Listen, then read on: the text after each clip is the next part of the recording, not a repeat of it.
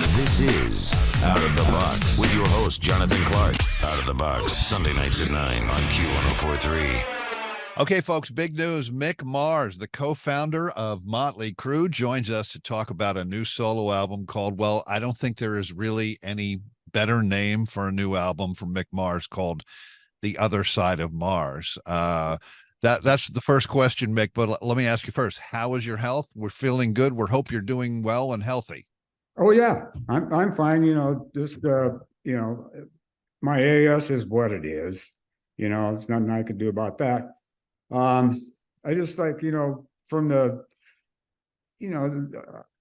rigors, the hard stuff of flying here and doing this, that crap is a little difficult for me to do nowadays because I'm like almost a solid bone now. So right. it got a little rough, but that doesn't mean I'm not going to do a lot of music, and that stuff is like as long as my brain and my hands and legs work, I'm never stopping. I'm just, I always feel like, yeah, I mean, you guys have the best job in the world. I mean, it's just fantastic. Why would you ever stop doing something that you're so good at and that you love, and that more importantly, your fans love too? It's just like, why would you stop, When I was a kid, and I knew what I was going to do this, right? Be a musician. But when I saw like a lot of the old people on there, I go like, what's Grandpa doing there? But that vibe of the bands from 80s and 90s and 70s, like the Stones, and 60s, like the Stones, it's like you don't really think about that so much because most of your crowd grows up with you, so they're grandpas too, right? Yeah, totally. Well, from what I've heard from the first single, Loyal to the Lie, which I will play on this show, my face, I have to tell you, completely melted when I first heard that song. You are in Nashville these days, so talk about how this all sort of came together with this new song and all of these new songs. When they, Queen would go out and Freddie would just go out there by himself on the stage and play and sing. That's kind of the idea that I had for that particular song, is to do something like that instead of like a barrage. But I have a barrage of music on there. Oh, yes. You got the producer of the debut Mötley Crüe album, Too Fast for Love, Michael Wagner, to produce the album. Yeah. Mm-hmm. Yeah. What's that like, getting back together with him? I'm sure you've been in touch with him over the years, but that must have been interesting, right? Well, see, with Michael, I've recorded with him before Mötley Crüe. And so when Mötley was ready to go in and record the first record, we didn't have a producer, right? We went in with this one guy and it was just horrible. So I called up Michael and I go, can you come out here and help me with this Help stuff? me, please. Yes. No, and he did like a really great job. A lot of people actually like Michael's mix and production on that album than Roy Thomas Baker, and I love Roy as like a brother, too, but it's like people have their opinions and their what they want to do, but there was a lot of people that really liked Michael's. So long story short, I've recorded with him before with like cover bands that had like a stupid, single thing that they wanted to do and stuff. And I know Michael forever from Udo from Accept, right? They're like my buds. And so I brought him in and did my first record, right, with Mötley, and my last one, right? If this happens to be my last one, I don't think there'll be more. Come on now, don't say that. Well, I'm not saying that I'm not, but Michael has retired. Oh, okay, gotcha. On this song, are we talking about anyone or anything specific, or? It's about how the masses, the people, right, listen to like one guy. Let's put up for an example, Charlie Manson. Okay, Oh, yeah. you know, they're a cult, and they're loyal to his lie that he told them. Jim Jones. Mm-hmm. So it's like, okay, you're loyal to his lie, and what happens? He takes all their money, all their clothing. You got to dress a certain way, like what was the other one? The Comet guy, the Heaven's Gate. Yeah. Yeah, and they take everything, and everybody listens to this one person. You don't have an opinion. You don't have this. You don't have this. Give me all your money. Do this. Blah blah blah blah. The wacko and Waco. You know, Yeah. that kind of stuff. It's like, how can one person direct you into one thing? Look what happens. You're dead, or you luckily escaped. Right. Yeah. You're either dead or right. You escaped. Yeah. The vocalist, you mentioned him before, Jacob Bunton. So did he write these lyrics? Did you write those lyrics? Paul Talk and about. and what we all did. Yeah. It's good. You know, they get Um, the message across a little, you know, like, well, it's pretty relevant these days too, I would say, you know. it is, but I didn't at the time. I just was thinking about Yeah. how can masses and masses of people, they need to be led, and I don't feel that way, you know. I feel like everybody has their own thing. Don't just listen to this one guy over here preaching to you and fall into that crap. So, you know, that's what it's about.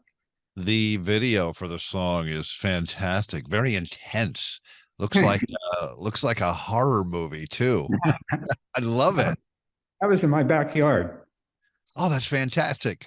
Yeah, I mean, not all the animation parts, you know, and the you know, the Yeah. black the guys like freaking out and being all rubbery and stuff, but the parts with the fire and I have, can you see this? That Yes. yeah, and I have that staff, but Oh, this yes, is I saw that. Yeah. one of my. This is like a voodoo uh, and, meme. Is that what they call Yeah. them? All it means is God of War, Mars. Got That's what it. Got it. it means. But it's just like, you know, a symbol like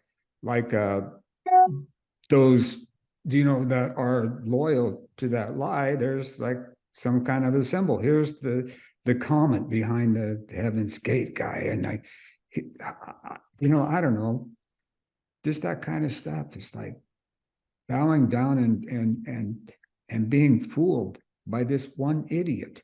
You know, makes me crazy. Oh, listen, I get it. Mick Mars is with us on the show. He's talking about his new solo album, The Other Side of Mars. You can get all the info at mick-mars.com. When will this album, the full album, come out, Mick? So far, I'm believing that it's like early February, Okay. maybe to early mid February. That's what I'm feeling. So a lot of guys do it like in April, but I'm trying to get a bit of a jump on that. Yeah. Well, the next obvious question, is there a remote possibility that you might do a limited sort of live performance thing somewhere, sometime, maybe New York, LA, Nashville? I would say if there was like you know, one-offs, you know, or a residency for like, you know, a couple of nights or whatever, I could do that. But it's the flying around, you know, it's Oh, yeah. like, hey, and then you get like, let's say Japan. Oh, You're wow. at night, and it's like hot 12-hour flight or something. And it's just like, I mean, getting older, you know, and it's like with this crap, Totally. very Totally. Yeah. much. And then I go to a beating, and so it's like doing that, and doing that, and doing that. I'm like, God, I'm not 30 anymore. I'm like 72 years old, you know. So it's Well, you look great. So I think it's fantastic. And we're so excited to hear this new music from Mick Mars is with us on the show. Mick, I got to ask you, I'm not sure where the litigation stands at this point between you and Nikki, Vince, and Tommy. I mean, whatever you can tell us or not tell us from your perspective, what happened? What did you want? What did they want? I'd rather stay away from that one, right? At the Got it. moment. Yeah. But I'll tell you, when it's all done and said, you'll know. You know what I mean? But I you know, I'd rather talk about my record. I'm not Cool. trying to be a butthole, honestly. No. I get it. You know, because there was a lot of stuff Oh, yeah. obviously came out over the past few months, from that Rolling Stone article and other things. But I was just curious, and it's totally fine if you don't want to talk about that. Okay, But what I do want to do is I do want to play "Loyal to the Lie" on the radio show right now. Anything more you can tell us about this song? And let me just say, Mick Mars fans, Mötley Crüe fans, whatever kind of fans you are, this song is just so big and awesome. And it's, you know, it sounds just so good. So whatever you want to tell us about the song, Mick. And I don't know when I was writing that song and I really like cranked it up. It's like, holy shit, my hair flew back. yeah, Don't it's like like the old Maxwell tape commercial. The guy You know sitting in what? the chair with This, the, you know, yes. yeah, that's what we want. And it hits you like square in the face, and you're doing like, holy shit, you know? I can say shit, right? We'll edit that out for the radio, but we'll leave it on the video for YouTube. So, Okay. but Mick, listen, man, great to speak with you. Great to see you. I think you look great. I'm glad you're healthy and you're doing what you love. Oh, yeah. And hopefully one day we'll see you in New York City, maybe melting our faces live and in person. I could do that. I could do that. Yeah. As a matter of fact, I'm working on new music now. Oh, okay. I just got to keep going. You know, I was like, to keep. Well, remember I was like talking earlier about going a little more off the beaten path, like Yeah. more left and taking people, you know, who go, wow, I didn't know, you know, but gradually, if I hit them solid with you know, a direction of which I want to go too hard, I don't know. I just really just lots of bangers, lots of this, but a little more like this, like Undone and like Killing Breed.